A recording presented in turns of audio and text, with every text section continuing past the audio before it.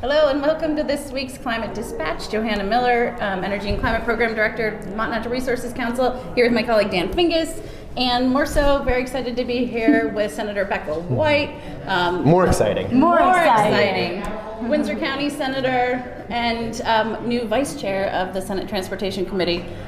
So this has been, we had some technical glitches last week. Apologies, Senator, and apologies to you all, but we are back and it's been quite the couple of weeks, not even weeks. Feels like weeks, but it's been week days. And a half. It's been like drinking from a fire hose, and I think many of us are trying to figure out what's happening at the federal level, the implications for clean energy, climate, environmental protection, but more so many pressing issues that keep people safe, fed, whole, secure. So this is a deeply disconcerting time, but we are so excited to have partners like Senator White and people in this legislature who remain committed to holding strong, not retreating or rolling back from the progress we have made on clean energy and climate, because we know that those efforts are really about making Vermonters whole, helping them afford to live an increasingly challenging world with inflation and everything else. So when we're talking about climate action, it is an affordability strategy, and we are so deeply grateful to have partners like Senator White.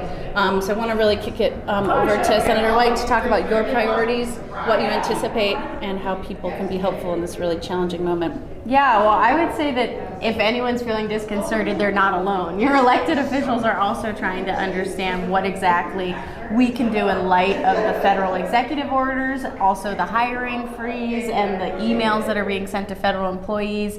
It's not just what are they actively stripping away, but what will the lack of staff mean for long-term grant funding. And our state relies a lot on federal financing of our environmental programs and our transportation network at large. So there's a lot of big questions, and what I've heard from legislators who I value their perspectives on this, who have experienced kind of the fluctuations of federal support, is that Vermonters are prepared for this. You know, we passed the Global Warming Solutions Act when we knew we might not have federal support. We passed legislation to join the Clean Cars Initiative alongside California when the federal government wasn't going to act. We have programs developed that are at the ground community level that will continue to operate even if federal dollars dry up, because we have advocates in the building who will make the case for it with state dollars. So I'm feeling confident that Vermont has prepared for this and that we've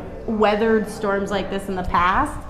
And especially in the transportation space. So we've got some work that we can do to shore up electric vehicle incentives, bringing those back, along with supporting bike and pedestrian infrastructure as the costs of goods fluctuate. So there's a lot of good news in Vermont, even in the scary, ominous gray cloud of the federal government.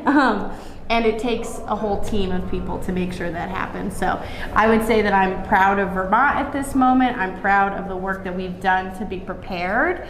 And I think if anyone's going to be able to weather the storm, it's going to be our folks. So that's where I'm at. Well, thank you. Thank you, Senator White. I mean, thankfully we have people like Senator White in the building who are still optimistic and still working so hard. We have other people in the building who've been working really hard, which is the leadership teams. Senator Pro Tem Philip Baruth, Speaker Jill Krawinski. They have been fighting for environmental priorities for the last few years. We need them to keep fighting for those priorities, stand strong as Trump gets attacks more and more and gets scarier and scarier. We need Vermont's leadership even more. And I know we saw in the governor's budget not great things when it comes to the environment. We can't let the governor ride the Trump wave into Vermont. We need to make sure that we're protecting things. So call Jill Krawinski, the speaker, call Phil Baruth, the pro tem, and say, thank you for the leadership you've shown in the past, and keep leading, keep protecting our environment. Thanks so much, guys. Thank you.